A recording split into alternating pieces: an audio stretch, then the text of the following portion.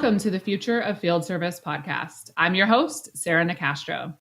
Today, we're going to be talking about recruiting and hiring success.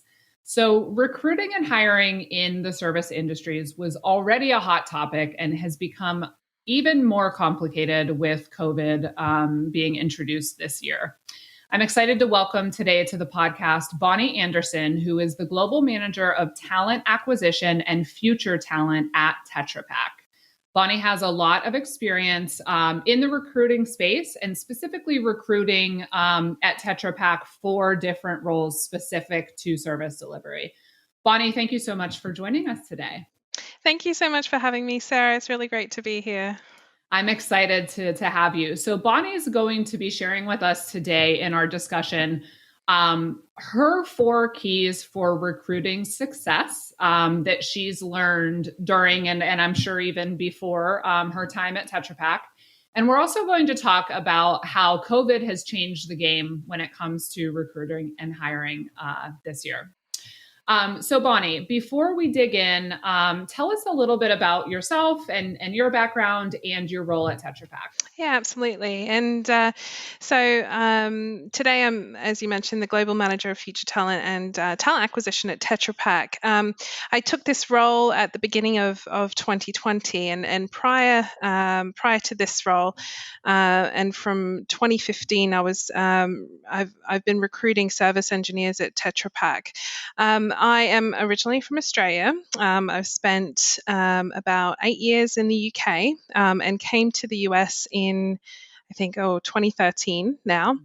But I started my HR career and started in the recruitment space from 2008. Have really enjoyed. I love talent acquisition. It's a real passion of mine, and I've found a real niche in recruiting highly skilled engineering type roles. So really enjoy that piece of my work too. Yes. And at Tetra Pak, this is something you're doing on a global level, right? So it gives you an interesting perspective because you can kind of pick up on these trends and commonalities or differences from country to country, region to region. Yeah, absolutely. I mean, when I first started at Tetra Pak and up until the end of last year, my geographical scope was really US and Canada, recruiting for service engineers with a little bit kind of in Central and South America, but now I do have a global role and and work with the teams across the globe in the different regions. And I can tell you that service engineering recruitment is difficult across the world. It's not just specific to our region, right? And that's what I was getting at. You have that perspective of how this is challenging at the global level, not just here specifically. Yeah. And I'm excited to have you, Bonnie, because, I shared with you a bit when we connected that this has been a very big topic among our listeners and our readership of our content for quite a while, right? So as we see, a lot of the workforce aging out and needing to be replaced, this is a bigger and bigger challenge. And there's a lot of layers to how the field technician role is evolving and what will that mean for the skills we need going forward? How is technology playing a role in what we may be able to automate, or how service delivery is changing, et cetera. But the way that we have always discussed this topic on our podcast or within our content, and I've shared that with you, is from the perspective of service leaders, not from the perspective of recruiters and folks responsible for talent acquisition and development. So I think it'll be very interesting today to have this conversation with you, and interesting for our service leaders, which is a huge portion of our listeners, to hear how a huge company, global company like Tetra Pak is tackling this. So, as I said, we're going to talk today about 4 key areas that companies need to consider or focus on if they're looking to improve their recruitment and hiring practices. And I want you to walk us through each of those 4 things, what they mean and what your perspective and advice is. So the first is to understand that we've moved to a skills-based economy from an experience economy.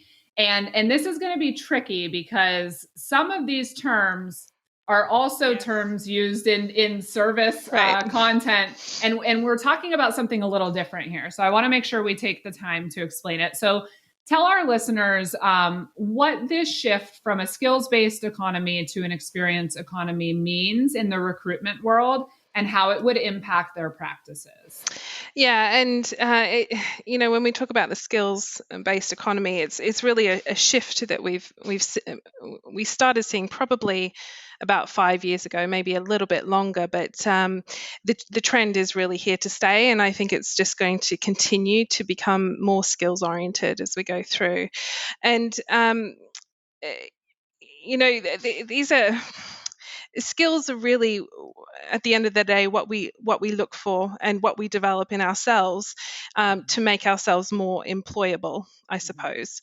And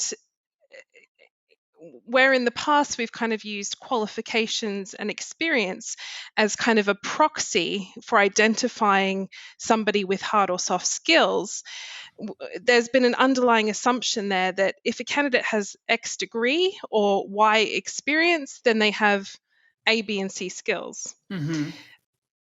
Now with the way that information is available at the moment, skills can be acquired in so many more different ways. Mm-hmm. It's not just about acquiring skills through a degree or through work experience. It can be skills acquired from, I don't know, just throwing it out there, something like YouTube, mm-hmm. something mm-hmm. like a hobby, how somebody has grown up. So skills acquisition can come from just about any direction. And when we look at skills-based economy, it's shifting that mindset that a candidate needs to have a certain background to be able to fill a position. Mm-hmm. So, and having an experience-based or experience-based assumption has limited talent pools for mm-hmm. employers, particularly for in-demand and niche skills that are hard to find. So by flipping that a little bit and saying, okay, well, actually, a candidate might get a skill from somewhere else other than from their qualification or from their experience, you can find a whole talent population that might be untapped mm-hmm. or that you've never considered before. So, and with that in mind, in today's world, with digitalization and technology, we can actually use those tools at our disposal mm-hmm. to identify those skills faster and quicker. Mm-hmm. Mm-hmm. Okay, and so I want to give a shout out to my friend Roy Dockery, who from Swisslog Healthcare. He was on our second podcast we ever recorded, and we talked about this topic. And I'm going to paraphrase a bit for Roy, but he kind of communicated this same message in a different way, again from the service executive perspective, but basically saying, when you hear people say we have a talent gap, his argument is we do not have a talent gap. We have an experience gap. And service organizations have become, I don't know if this was his word, but I'll say it, lazy in defaulting to wanting to hire based on experience because it's easier in the sense of, kind of having that comfort level that they've done the job and minimizing maybe training and ramp up time, et cetera. But the reality is, particularly when we're talking about service, that experience pool is dwindling, right? And so if I'm understanding what you're saying, service organizations have to understand that continuing to hire based on experience is not a realistic path forward. We need to consider how can you find similar skills and necessary skills to do the job without that specific qualification. Yeah, right? and maybe creative. You have to get creative. Particularly, pre-COVID, and obviously COVID has had a significant impact on the employment market. But pre-COVID, we had I think less than 3% unemployment within STEM skills, within the STEM fields, and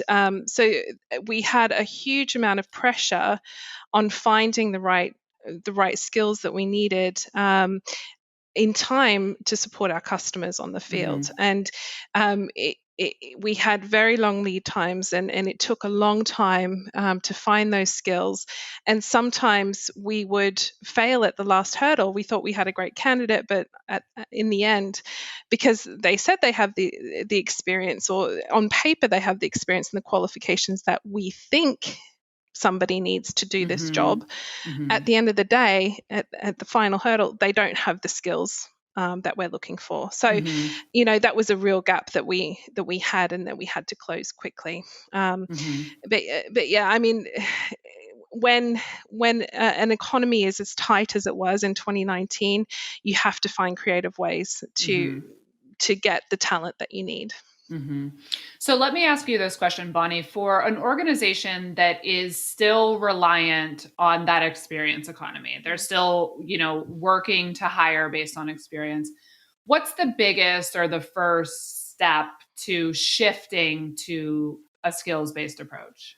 Yeah, I think you have to start by challenging your assumptions, and taking. And this is where it comes to, and we've talked about this a little bit around outcomes-based recruitment and how outcomes-based hiring. What was it about that education or experience that is the crux that that you need from that experience that is important for your role? And that is the skill that you want. So you need to break it down, in essence, to uncover and discover the skills that is coming out of that experience. So you said it very nicely. You said people need to start getting creative. And so again, not trying to sound like a jerk, but I do think there's a parallel here of companies need to stop being lazy and or get comfortable having to work harder than they have historically to find this talent, by digging into in that experience that you're used to searching for. What is it actually that you need? Yes, exactly. And where else can you find that? Yeah. Okay. Exactly. So that's a good point. And it's funny because, like I said, when you talk about the experience economy, there's a whole nother connotation of that term that is a positive thing in the service world in terms of moving toward an experience economy in terms of how you're servicing customers. So that's why I wanted to make sure we really were clear on why it's a bad thing related to recruiting, different in the sense of you cannot continue to just search for talent based on who has had relevant experience. You need to really dig into what within that experience do you actually need and where else can you find it? Otherwise, you're going to run out of options. Yeah, and that's a very good point. And to be clear, experience means somebody's background in history, their employment history, and their employment experience. The experience of, for example, in talent acquisition, we talk about candidate experience. So the journey that a candidate goes on through the hiring process, and I know you would have a customer experience, and that's something that we're very passionate about at Tetra Pak. So they are different things. But just to give you an example of that, a hiring manager might say to me, I need somebody with dairy experience. And that, the dairy industry is a very close network. It's very specific to certain areas within the US. And so to break that down, you say, okay, what is it about the dairy industry that's important for your role? Why do they need to have dairy experience? Oh, well, they need to know aseptic technology. They need to know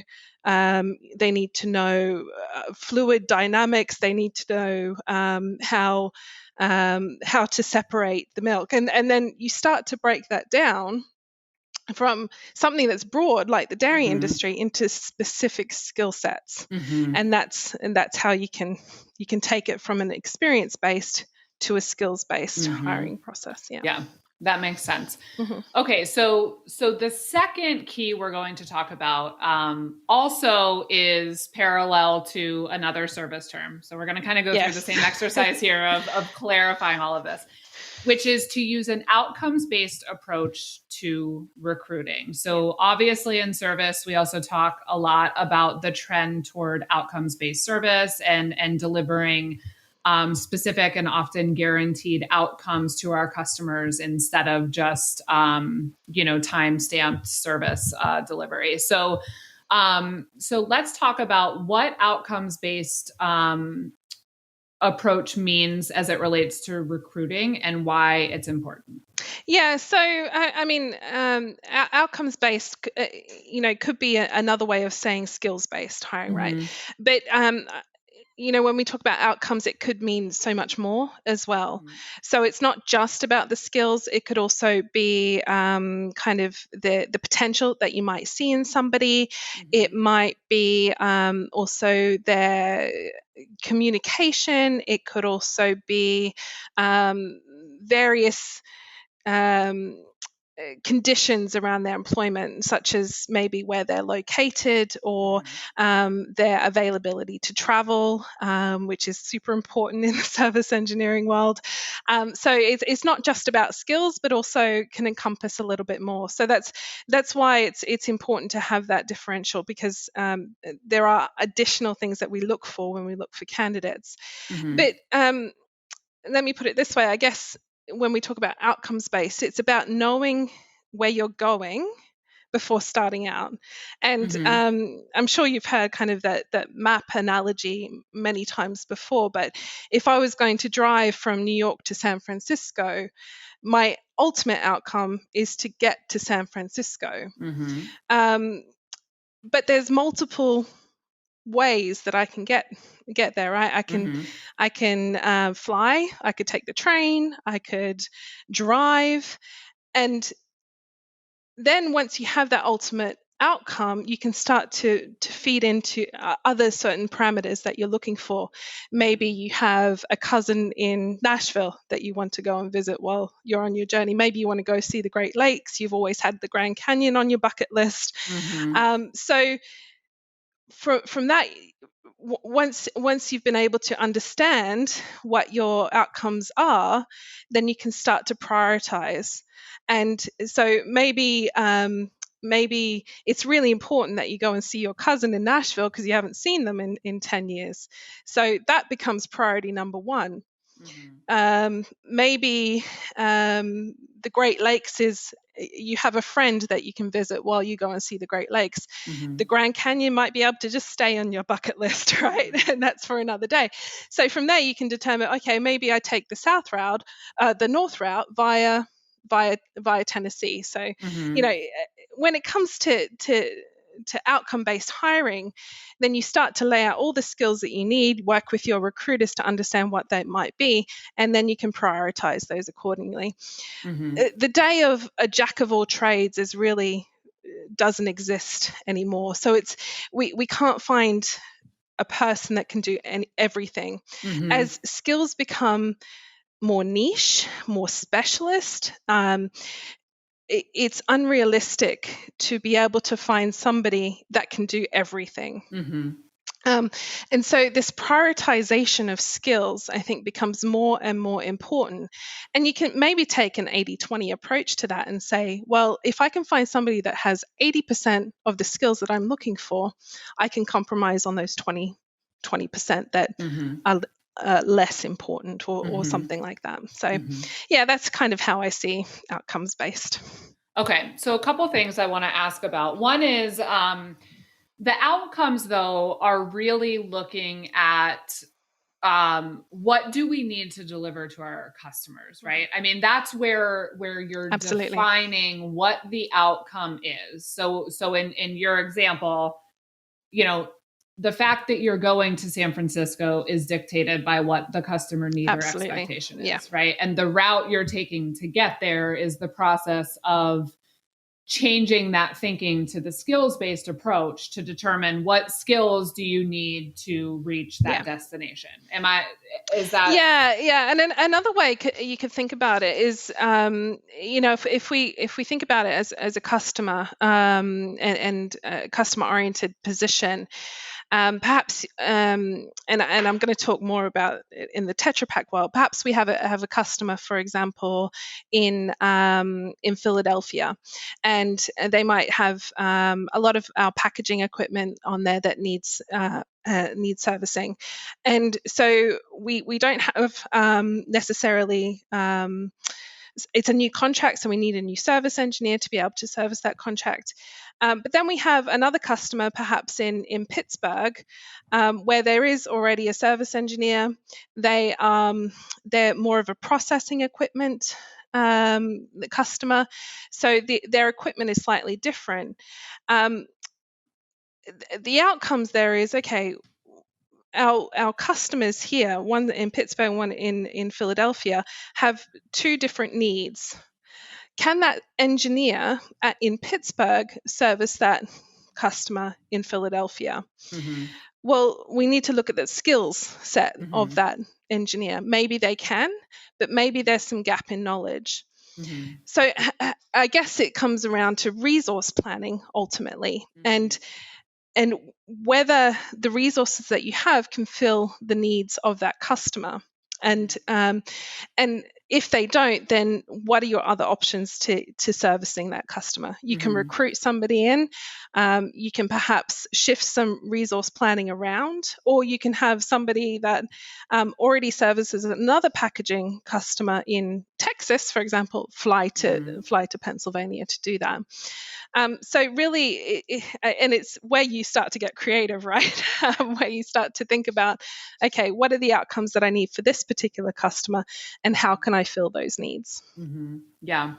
And I think, there's a couple comments I just want to make related to these first two points, because I think that, this is really important insight, but I think it's also, we're at a point where we need to be looking forward. And I think particularly when we talk about taking an outcomes-based approach to hiring, part of that is you need to be thinking about how those outcomes are changing, right? So Bonnie, you and I were introduced by Sasha, right, at Tetra Pak, who runs Industry 4.0. Yeah. And Sasha's role is really around this new way of serving Tetra Pak customers, right? And so, yes, you guys have been doing that now for a few years, but it's relatively new and it's rapidly evolving, right? So there are outcomes that are new to Tetra Pak needing to meet that didn't exist before. And there are roles that have to be introduced that didn't exist before, and therefore skills needed that weren't needed before. So, I just think it's interesting, like this advice is super applicable to present day, right? And just, I guess I think of it almost in terms of catching up with the times, right? For a lot of organizations that are very accustomed to being able to hire based on experience.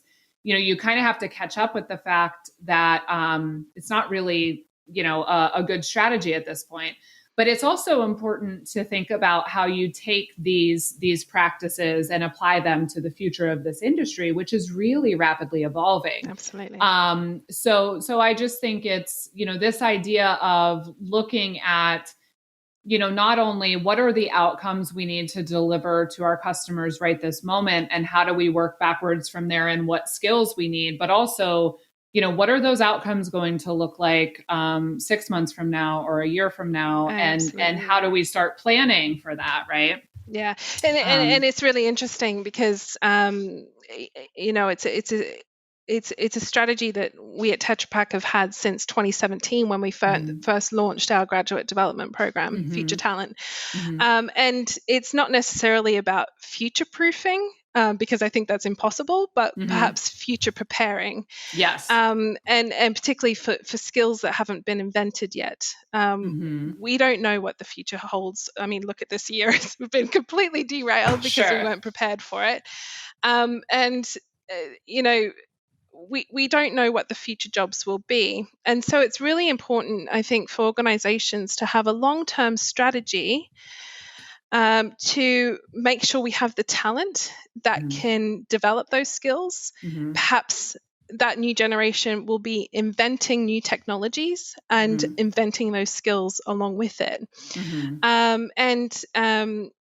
Our Future Talent program is really pivotal to ensuring that we have what we need to prepare for the future. So it's something that I think keeps a lot of us up at night in terms of what the future might hold, and what happens to our own skills, and how do we keep developing our own skills to keep up with the new generations. But I think it's important for the. And we didn't, perhaps I'll have you back on to talk about this, because we didn't even touch on this in our introductory chat, you and I, but there is this whole topic too of as the service technician's role changes, how can you reskill and upskill some of those folks to these new, maybe almost customer service or human touch more oriented service positions. So that's an interesting topic too, when you look at this future preparing strategy, is not only how do you bring in the new talent that you'll need, but how do you reshape some of the existing talent you have, whose roles are changing in a way that works for them and the company as well. Absolutely, it's so much more than just the hard skills, isn't it? That'll be another good a good topic. Okay, and we are going to get to the Future Talent program, because I think that's a very important thing. But before we do, let's talk about the third key, or the third area, which is ensuring clear expectations and clear communication on all ends of the recruiting and hiring process. So talk a bit about how, mismanaged expectations or communication breakdowns can occur, and how, you can really work on streamlining that. Yeah, I mean, there came a point in the recruitment of service engineers where we just weren't able to find the right talent. We were taking too long. It was very difficult, and clearly something wasn't working, or multiple things weren't working. And we actually, I'm sure many of your listeners are familiar with all the types of problem-solving methodology that are out there. But we use some within HR at Tetra Pak as well. And so we utilized some problem-solving methodology like 5W2Hs, Fishbone, to really get to the root cause of the problems, and working directly with our team leaders, our service engineer team leaders on those problems. And one of the highest occurring root causes was around communication and the relationship that we had between the recruitment teams and the hiring managers. And so ultimately what we did is we just laid it all out on the table. And we really went through kind of a storming phase of just putting it all out there. The difficulties that we have, both sides of the table, because it's not just one person or one team that has the problem, but both sides. And so we came up with a number of different strategies, and it was really, really exciting, because not only were we able to come up with some really great actions, but we came together better as a team. From some of the solutions that we had was, from group messaging, group chats, we implemented a WhatsApp group, just something simple like that. Having group accountability, so making sure that everybody was accountable for their actions. And also at the time, we had in-person assessments that required travel from the candidates, because of course the candidates can be anywhere in the US, and also our team leaders, which are based all over the US as well. So the logistics of getting everybody in the same room at the same time was, quite frankly, a nightmare. And so we had to make sure that we had commitment from the business to get everybody in the room. And following that, things went a lot more smoothly. Of course, it was still difficult to find the talent, but I cannot stress enough how important having an open and transparent communication channel with your recruiter or recruiters with the hiring managers, and just being really honest about what's going on. And recruiters need to bring their game as well. They need to bring their market knowledge, need to bring their knowledge of what's happening. And so I think both sides need to take accountability and bring what they need to. Yeah. Well, and as you said earlier, particularly when we talked about this idea of moving to the skills-based economy, it is a big mindset shift, and it is a big change in how, these service leaders are used to hiring. And so, anytime you're talking about a significant change in how things are done, you see some resistance to that, and you see how important communication is, and explaining the why behind, here's why this is necessary, and, those sorts of things. Right. So that makes perfect sense. Yeah. Okay. So you talked a little bit earlier about Tetra Pak's Future Talent Program. And I think this is our fourth key. And it's a very important one because, if you're moving away from the experience economy and you're moving to the skills-based economy, when it relates to hiring, how do you take those skills that are important and make sure that they're, leveraged in the right way and harnessed toward the outcome you're trying to achieve, et cetera. So tell us a bit about the Future Talent Program. Yeah, absolutely. As I mentioned, Future Talent is really our graduate development program designed for graduates, brand new graduates coming out of university, and for us to build our long-term strategy in developing that new talent. We essentially have two tracks. We have what we call a leadership track, which tends to be more towards kind of commercial roles or management development type roles. But we also have one thing that we really identified when we were developing the program was that we do have a skills gap between industry and the skills that we require in the organization. So the technical track is really there to help us close that skills gap. And so we don't really expect those graduates to have the skills that they might need, that we might look for in somebody that does have experience. But we do look for potential, how willing they are to learn, how quick they are to learn. And the program is really then to expedite that learning, so they can pick up those skills very, very quickly, particularly specialist skills that we look for. And the service engineering profile is a huge component of that technical track. So it's really important to us. And like I said earlier, we're future preparing, I suppose, for skills that we don't really know we need yet. So. And I asked you when we spoke last, how common is a program like this? And I think you said that from a leadership perspective, the leadership side of it, it's fairly common. From the the technician side, more of the engineering side, it's not as common. Am I remembering that correctly? Yeah, that's right. Okay. I think somebody had quoted to me at one point that maybe IKEA maybe accept 4 or 5 graduates per year globally into a leadership type graduate development program. We're accepting 8 to 10 technical track graduates within the US alone. So we're investing a lot of time, and we're truly committed to this type of program in helping us prepare for the future and that long-term strategy that we need to have. Yeah. And it seems to me like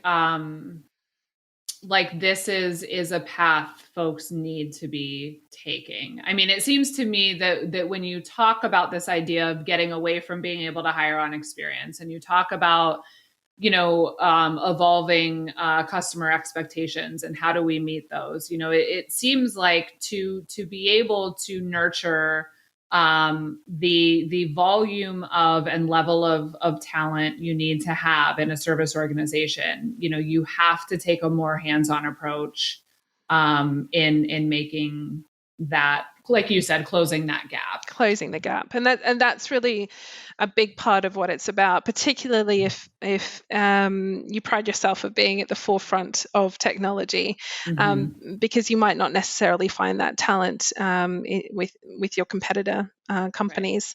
Right. So you really have to invest your time to get the talent that you need to have that competitive advantage. And I think that's really, at the end of the day, what's really, really important for organizations to consider is how can you use talent to find your competitive edge.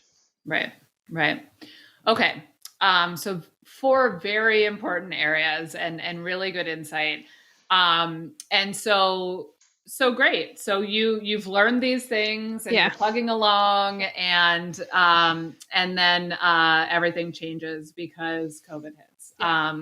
So tell us, what impact COVID had on the recruiting and hiring process, how Tetra Pak has adapted, and what you think the lasting change of that will be. Yeah, it's interesting. It was never in our mind that we had to stop or halt recruitment.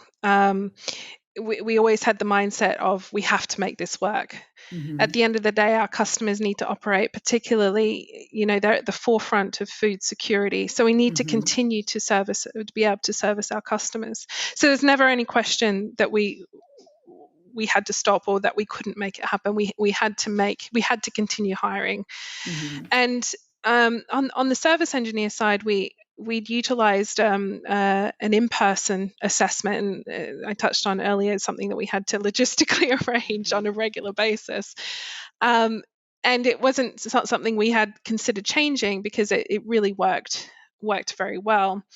And at the beginning of the pandemic, I think in March, we had something like 200 candidates globally that needed to be assessed and that were in our pipeline that needed to go through this assessment, interviews and exercises. And so we had to move really fast and adjust very quickly to be able to for business continuity. And this is where really the outcomes-based hiring really came into play, because we were able to take that in-person assessment and those exercises and pull it apart and understand, okay, what is it from this exercise that we're looking to assess? What is it that the candidate needs to have for us to move forward with them as a candidate? I think we came up with something like 65 different outcomes from those exercises alone. Sometimes they were duplicated, sometimes things like problem solving came out time and time and again, mechanical knowledge, dealing with pressure, working with others, those sort of outcomes were all part of it. And then we worked with, so we knew that we needed to somehow assess all of these outcomes in a virtual or digital way.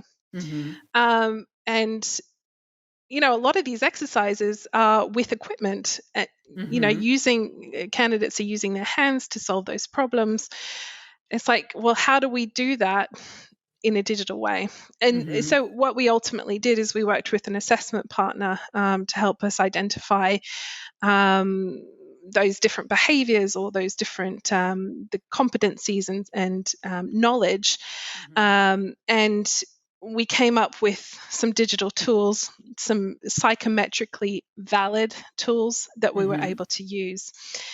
Again, here we use the 80-20 rule. It was okay that we weren't looking for a perfect solution. We wouldn't be able to always measure 65 different outcomes. The biggest one today is manual dexterity. I mean, how do you measure somebody's manual dexterity if you can't actually see them working with their hands? We understood that risk, and we're mitigating that risk through stronger onboarding, for example, supporting those new hires. And last I counted, I think we're up to something like 65 different new hires through that digital process, and we've been able to continue supporting those, onboarding those new hires across the world. So it was a very difficult time. We worked with our teams across the world to help us validate those outcomes, and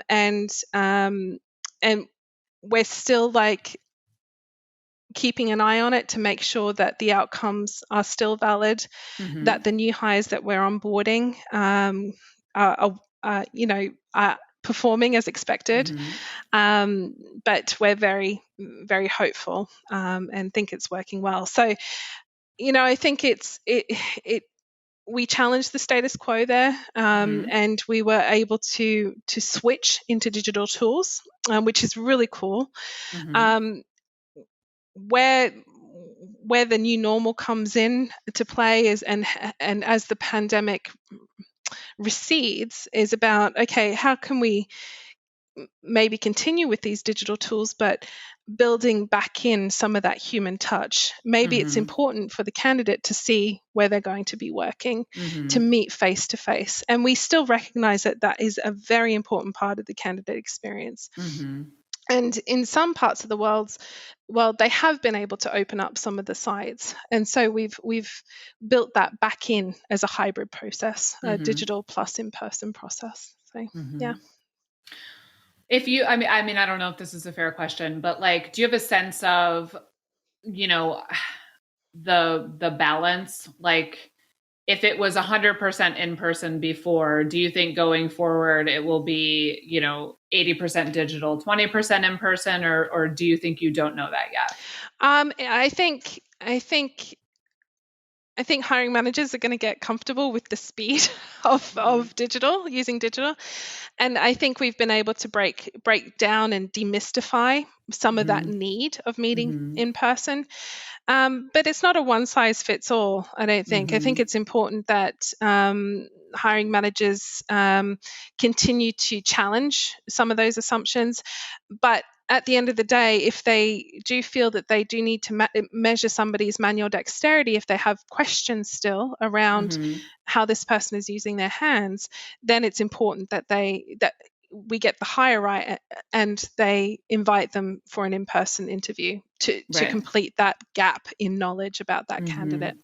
So some hiring managers might feel 100% comfortable with making a hire using digital tools only, some are not. So it's about striking that balance for that particular case.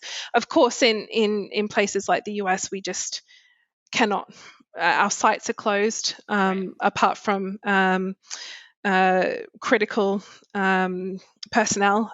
So we really make sure that our hiring managers are comfortable with the hires, and we're exploring as much as we can using interview questions as well. So it's a blended approach.